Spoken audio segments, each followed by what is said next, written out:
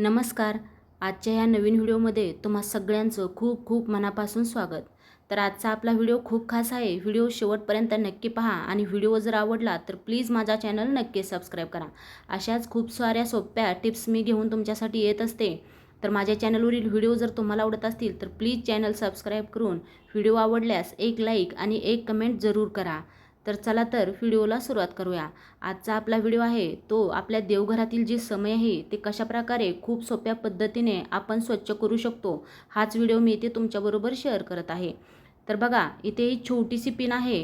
ही छोटीशी पिन तर सगळ्यांच्याच घरात उपलब्ध असते. जर काठी चमचा असेल तर त्याचासुद्धा उपयोग आपल्याला इथे करता येतो. नवरात्रीमध्ये 9 दिवस आपण ही समई लावत असतो. तसंच महालक्ष्मी असतील किंवा घरात कोणतंही कार्य असेल तर या समईची आपल्याला गरज पडत असते. त्यावेळेस आपण याच्यामध्ये अशा वाती लावत असतो. त्या वातीचं तेल गळून असा काळा चोपडापणा या समयांना येत असतो. तर हा काळा चोपडापणा सहजरित्या कसा काढता येईल हाच व्हिडिओ इथे मी बनवलेला आहे. अगदी छोट्याशा या पिनेच्या टोकाने मी इथे सहजपणे हे काळे डाग इथे काढलेले आहेत. तुमच्याकडे जर काटे चमचा असेल तर त्याच्या साहाय्याने सुद्धा हे काळे डाग अगदी सहजपणे निघून जातात. अशा साध्या सोप्या टिप्स या माझ्या चॅनलवर तुम्हाला पाहायला भेटतील. खूप कमी वेळेत आपण आपलं काम कसं सोपं करू शकतो आणि कमी वेळेत आपलं कामसुद्धा किती छान करू शकतो असा हा व्हिडिओ इथे मी बनवलेला आहे.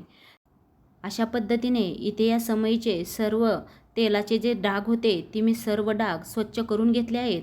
आता छान अशी पुन्हा एकदा इथे मी ही समई घासून घेणार आहे.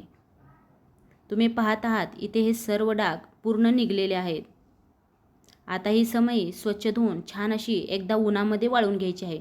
म्हणजे आपल्या समईला पाण्याचे डाग पडणार नाहीत.